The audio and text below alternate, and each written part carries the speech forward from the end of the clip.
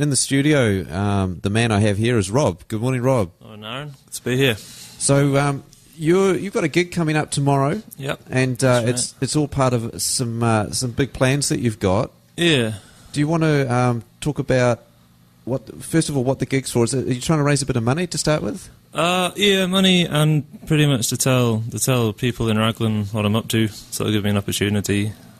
The gigs I'm going to be playing is going to be, 60% songs, but quite a bit of discussion and stories as well.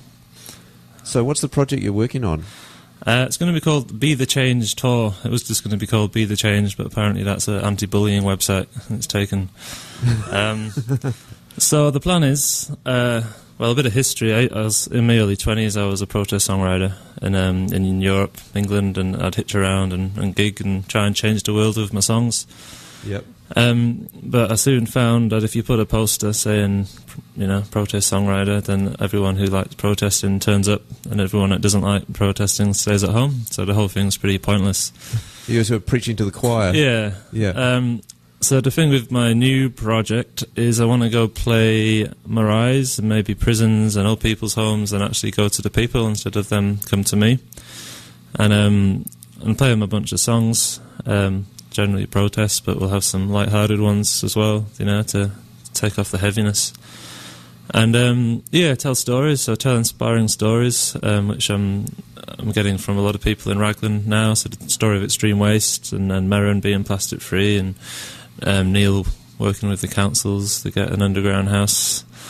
Is he doing that at the moment? Yeah, This is Neil with Solar Cycles. No, this is Neil Jennings. Different Neil. Yeah. I was going to say that would be too many projects for one person. Yeah, no, it's a pretty awesome. We went there last week. It's pretty amazing, pretty inspiring. Okay, we should have a chat with him. Protesting can be pretty depressing sometimes, but I want to take the positive approach of telling the good stories instead of telling all the bad things that's going on. I know the feeling. I got too much into the politics around the election, and it's been really nice since then just to focus on what people are doing in the community. Yeah, I've really enjoyed it. It's been much. Yeah, it leaves me feeling better at the end of the show, basically. Yeah, and after years of protesting various things myself, I found that the biggest way to make the change is to just live, to live your life to your values and to be the world that you want to see. And there's a lot of people in Raglan doing it, and I'm sure throughout the country. So when I'm going to be touring, we're going to hopefully be getting a heap more awesome stories to tell, and we're going to put them all on a website, which we're going to make in a week or two, hopefully. How do you, when you're touring, how do you find out the stories from? I mean, you live in the community here, so you know what's going on. How do you find out when you're going to different places? Well, that's all part of the playing to the people. Everyone's got a story to tell, especially the older people who've been around a while in old people's homes. Just playing to people, and I'm sure they'll appear magically. Serendipity will provide. Yeah, and we're going to make a movie about it as well. So I think we're going to do it on a bike, because that's what we do. So cycling around, just because it's good story for the papers. But yeah, I've got a couple of friends who volunteered to be my camera, my roadies. Will they be on a bike as well? I think not. They've got a nice petrol guzzling van. But yeah, it'd be cool. It'd just be great to get these inspiring stories out, because not everyone likes to hear the dark things going on, but there's not many people who aren't inspired by great things people are doing.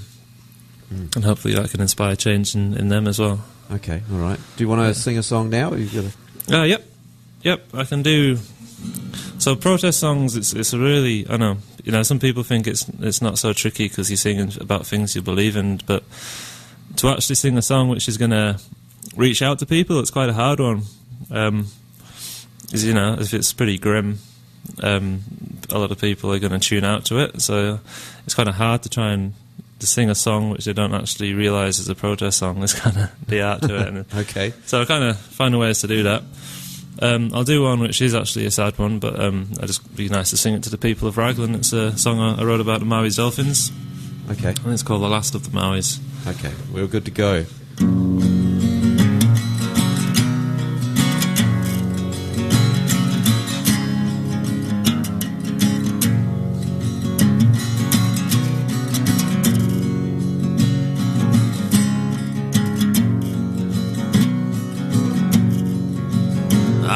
was born in cold waters beyond the deep south, with a scar on me tail and a hook in me mouth. I took to the north where those waters are good, leaving out behind but a trail of me blood. Across the Cook Strait, well, I took to the west, where the waters are warm and those waves are at best. Well, the food here is fine, and me cousins I've met will tell me their tales of the fisherman's net. Oh, will somebody please get me out of this net, for I'm only young. Well, I'll fight, but I'll feel that line round me neck, and I've done nothing wrong. At my time it's over. Well, me cousins and I, we'd all dance and we'd play, and chase the ship's tails on a warm summer's day, where there'll be boats that'll next be nearby, and we'll tangle and dangle, and this we will cry. Oh, will somebody please get me out of this net, for I'm only young. Well, I'll fight, but I'll feel that line round me neck, and I've done nothing wrong. At my time it's over. The days will grow darker with food hard to find. It's fast shrinking, and so with our time, their nets they'll grow bigger, and so with their lives, and all for an honest day's pay. Where fish be plenty, there'll boats be nearby, the nets they'll be open, and us dolphins will die. But our voices be silent, so with our cry, it's the voice on the land which will save us. Oh, will somebody please get me out of this net, for I'm only young. But I'll fight, but I'll feel that line round me neck, and I've done nothing wrong. My time is over. Well, I'm the last of the Maui, the last of me kind. I'm no longer a mate, and I'm the end of the line. With the moor and great eagles, you'll see me in time. Museums will tell our sad story.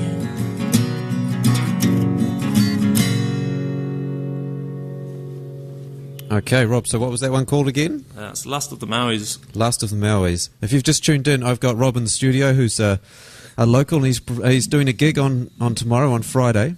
Mm-hmm. And where is it, we should say? It's at Rocket. I'm actually going to do two tomorrow. I'm going to do one around 1ish for people with kids who can't get out at night time. Yep. And then one starting about 8ish Raglan time. Okay, and when are you leaving for this tour? I think after New Year, so mid-Jan. Oh, okay, So it'd be a little cool way to off. it'd be cool to play at a few schools as well and discuss some things with kids. So, have a bit of it which after the holidays. And it's essentially going to be you on your bike with a guitar. Mm-hmm. Off you go. Well, me and Martai, of course. Oh, yes, and your son. How old is he? He's 4. He's 4. And, that's quite a big part of it, really, because, while it's something I believe in, part of it's creating a great experience for Martai, where he can get involved and he can tell his stories and teach and learn from, all these amazing people we're going to be meeting. And, I think it'll be a great opportunity for his education as well. And will you be kind of camping out, or what's the situation there? Generally we do. We always take a hammock. But I'd imagine, there'll always be places for us to stay. Do what we're doing. It's going to be Koha for every gig we play. Another thing I want to do is to try and make this movie without spending $1. Okay, see if I can do that. So, a single $1. Yeah, spending a single $1. So that's why your cameraman's got using his phone to. Yeah, to record this. We're recording this in the studio at the moment because it might be useful footage for the doco we're making. But yeah, I'd imagine, we'll be playing Marais and even people's houses. But I'm sure people will want to help us out there with somewhere to stay and maybe a meal. Okay. Another thing I want to do is do a wild food walk at every gig I play, as long as it's not in a concrete jungle. To teach. I don't know. You might be able to find something growing in the cracks. Yeah. In the concrete jungle. Wherever you'd want to eat a donut. Yeah. So you actually you do the Whangaroa Nature School here, which is the thing you've actually got. It's happening in about half an hour, isn't it? Yeah. And that's out at 4095 on State Highway 23. Today we kind of alternated now, because my place would always end up trashed after a session. Yep. So we kind of do a week there and a week at the Bush Reserve. But today we're actually doing it at the Food Forest. About once a month we do it at the Food Forest. The Raglan West Food Forest. So what's that about? Nature School. My goal with it is pretty much to have the kids being aware of their actions on the planet. They all know a ton of plants. They know what you can eat and what's medicine. But if you don't use that, they'll lose that. There's so much information you lose when you're little. But just to get them appreciating, every step they take on this planet makes a change to this planet. And so if they can carry that through their lives, then that's it's my job done. So they're under fives, obviously. It's kind of open to anyone. I'm just saying because it's happening at 10 o'clock on a Thursday. Day. We get some of the homeschoolers who are over 5 come as well. Okay. But yeah, pretty much we just play a ton of games. Either games based around plants or natural awareness or. So is it kind of about them senses. Knowing what the difference between a weed and a useful plant is, or even if there is such a thing as a weed? There's no such thing as a weed, Aaron. Yeah. As soon as I said that, I thought, has its use. We do a lot of that. We do kind of tea sessions where we'll make different teas and see how they feel in our body, and I try not to do so much information, but more intuition. So I'll start. It's a learning process for me as well because I haven't really ever done work with kids before. So every session I'm learning more and more as I go along. And we started off just walking around and saying this plant's for this and this for this, and which was cool. But now I'm kind of trying not to give them any information really, just guiding them to their own discoveries. Yeah. Which is experiences which they'll carry with them more than information which gets filed away somewhere. So you obviously have the skills to find food in situations where most of us don't. Yeah. If that's the sort of thing you're doing. So there's a lot of food there. And so wherever you go on this tour, you're looking at doing that as well. Yeah. Like we learned a couple of summers ago. We did a big cycling trip for 5 months around New Zealand and. Going at bike speed, you see every plant, and because we're going through every different region, you see all the regional variations of plants. So whenever we see something we're not sure what it is, we can just stop and find what it is and find what it's used for. Do you think could you survive without having to buy food? Do you reckon? I could, but it would be very full time. What money does is it buys me time. Which. With Mata, it's pretty precious, so it gives us opportunities to have heaps of other experiences. Okay. But it is possible, especially with hunting and fishing, which I don't really do, but that protein. But you can. A lot of the greens you can actually dry and make into flour. It kind of changes their makeup to give you a bit more starch and last through the year. So it takes a lot of planning and a lot of time, but you can do it because that's what humans did. Are the camera crew allowed to bring their own food, buy their own food? I know, we haven't. Yeah, I'll put that in the contract later. Is the contract for $1? So do you want to play another track? Yeah, I didn't bring a list of songs I was going to play. I just kind of like to do things spontaneously. Yep. I'll do one that David likes. What's it called? It doesn't really have a name. It's quite a recent one. Okay. This is the song which pretty much kicked off the idea. I wrote this a couple of weeks back when I was down in Geraldine, and played it to the people I was staying with down there, and it brought them both to tears one morning. Right. So they were kind of in a sort of emotional state anyway at the moment. But that was kind of a sign to me that this is maybe something I should be getting back into. All right.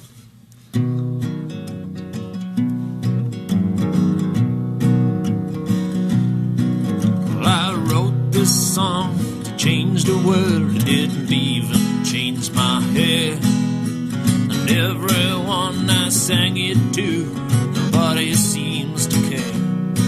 Well, I sang it to the preacher, but he'd heard it all before. Told me Jesus loves me as he slams his holy door.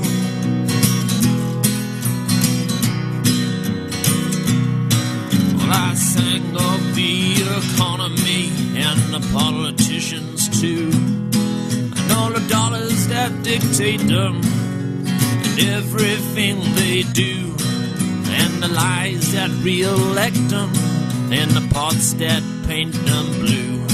And they'll tell me this ain't music, and they'll tell me it ain't true. Well, if I had $1 million, would you listen to me then? If I drove a new Mercedes, would you call me a friend? If I wore your suit and tie, would you look me in the eye? 'Cause we're wearing the same skin. So won't you tell me why you won't hear me sing?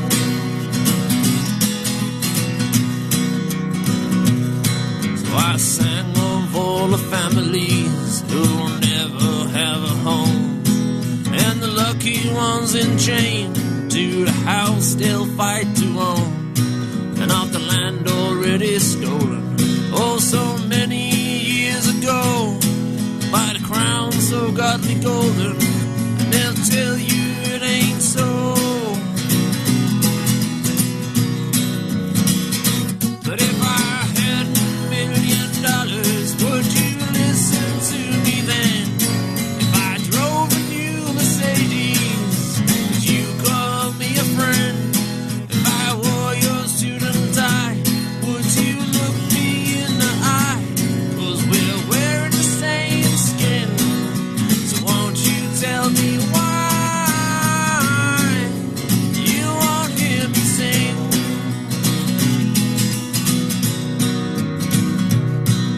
I sang of all the packaging that'll end up in our holes, and the poisoning of everything that lies in whence it flows. Well, there ain't never no problems if it ain't before your eyes, 'cause we got so good at hiding what ain't nothing but a lie. But if I had $1 million, would you listen to me then? If I drove a new Mercedes, would you call me a friend? If I wore your suit and tie, would you look me in the eye? 'Cause we're wearing the same skin. So won't you tell me why you won't hear me sing?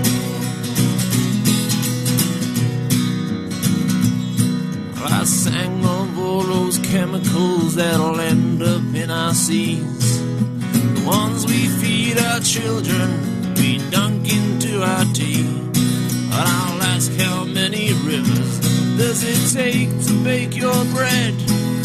But I don't think you listen to a goddamn word I said. Well, if I had $1 million, would you listen to me then?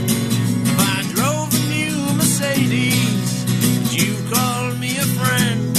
If I wore your suit and tie, would you look me in the eye? 'Cause we're wearing the same skin.